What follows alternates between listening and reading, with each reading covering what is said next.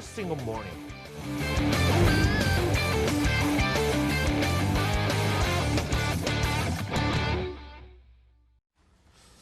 목요일 아침 글로벌 랩과 함께하고 계십니다. 이번 주 들어서 이제 증시가 조금 이제 소강 국면에 들어간 것 같아요. 주 초반에 이제 지난주 상승세에 이어서 좀 당겨주다가 어제 이주열 총재의 경기에 대한 경계 발언도 있었고 또 금리 인하 힌트도 나왔다고 하는 가운데 오늘 과연 그 외국인들은 어제 쏠렸던 국고채 쪽에 어떤 안전자산 수요가 다시 주식 시장으로 유입될 수 있을지에 대해서 지켜봐야 되겠는데 개인적으로는 아직까지 좀 시간이 걸리지 않을까 생각합니다. 로이터 통신의 마감 브리핑 보겠습니다.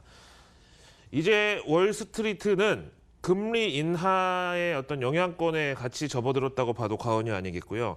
과연 이제 금리 인하가 당장 6월 FOMC에서는 안 나오겠지만 7월에 만약에 나온다고 하면 그 중간에 있는 G20 정상회담부터 여러 가지 경제 지표 등등 해가지고 체크해야 될 체크 포인트가 많은데 이런 가운데 금리 인하를 기정사실화한다고 했을 때 은행주가 안 좋을 것이다. 그다음에 국제유가 반락에 따라서 에너지주가 오늘 하락한 하루였습니다.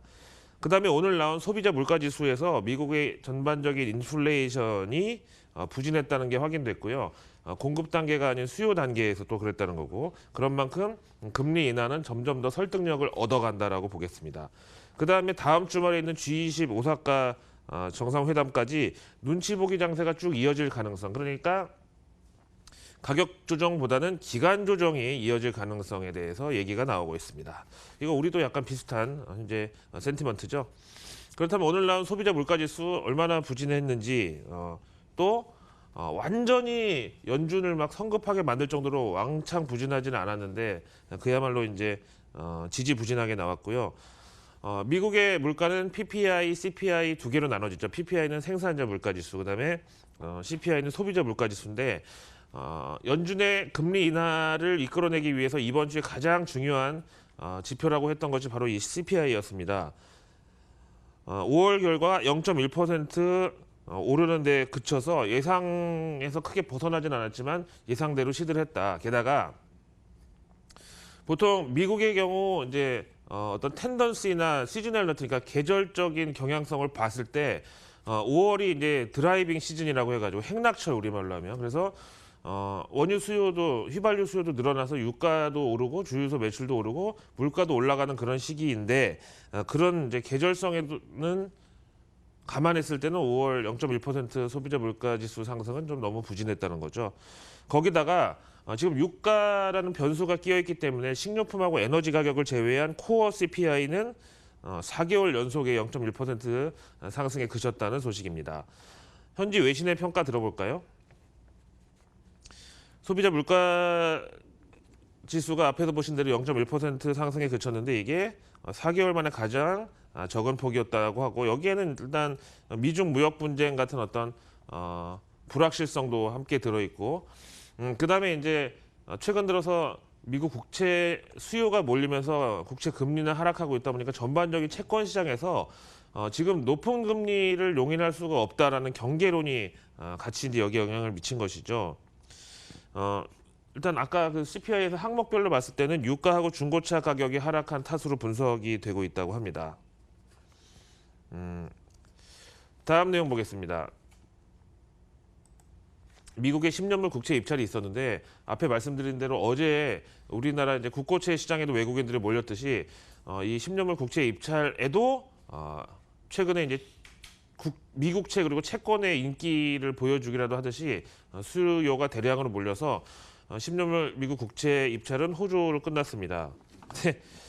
저도 이제 이 국채 입찰 결과 항상 보는데 이번에 보니까 10년물이라고 하는데 9년 11개월 만기, 또 이런 거 처음 봤어요. 뭘로 맞췄는지 모르겠는데 하여간 10년물로 이제 편의상 불렀는데요.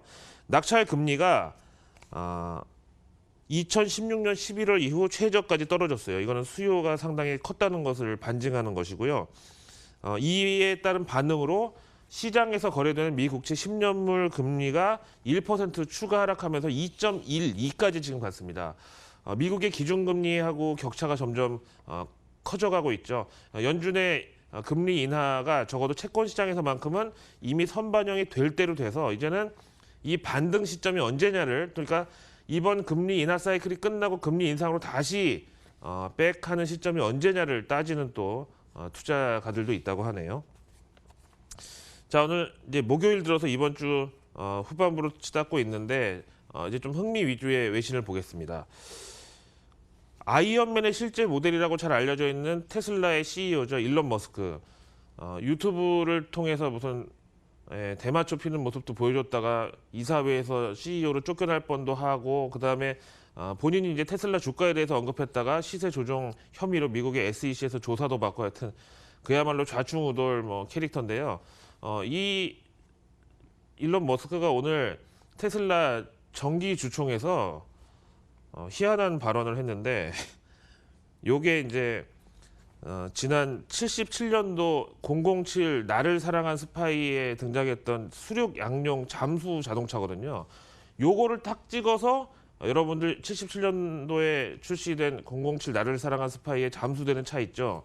그걸 우리가 지금 디자인하고 있습니다라고 이 자리에서 밝혔대요.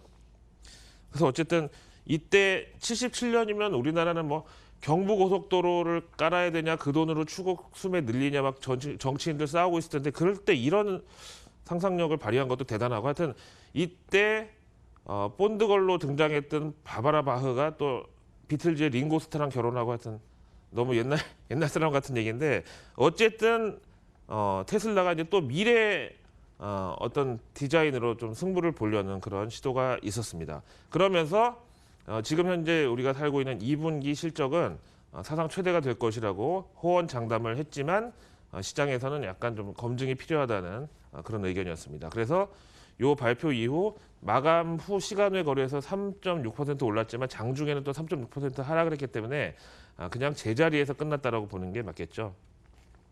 그다음에 우리나라도 참 이 차량 공유 서비스 때문에 갈등이 크잖아요.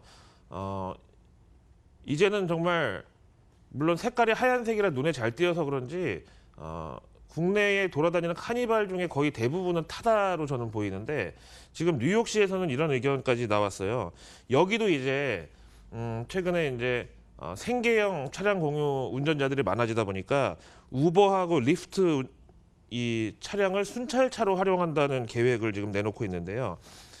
뉴욕 시내에는 거기도 이제 택시하고 이런 차량 공유 서비스의 라이센스가 있잖아요. 우리나라도 왜 개인 택시 면허 막 돈 주고 거래되고 이러잖아요. 그런데 너무 이게 포화 상태가 돼가지고 뉴욕시 시장이 직업적으로 차량 공유 서비스를 운행하는 이런 운전자를 뉴욕시 순찰하는 이제 순경으로 채용할 것을 고려하고 있다. 이런 얘기가 나왔는데 뭐 우리나라가 만약 이걸 따라간다고 해서 지금 경찰 공무원을 더 늘리는 거는 솔직히 말도 안 되지만 약간 해병대 전후에 이렇게 순찰 같이 협력하는 것처럼 약간 그 정도의 왜냐하면 차 타고 항상 돌아다니니까 어디서 무슨 사고가 났는지 뭐 수상한 인물이 있는지 제일 잘 알 거 아니에요. 그래서 어쨌든 이런 열린 사고는 조금 부러웠다라고 말씀드리겠습니다. 자, 일단 앞에 말씀드린 대로 우리도 기간 조정에 돌입을 한 상태인데요. 오늘 당장 외국인들은 어제 하는 총재 금리 인하 고려 발언에 대해서 어떻게 대응할지 한번 월가 현지 전문가들 인터뷰 통해서 힌트를 찾아보겠습니다.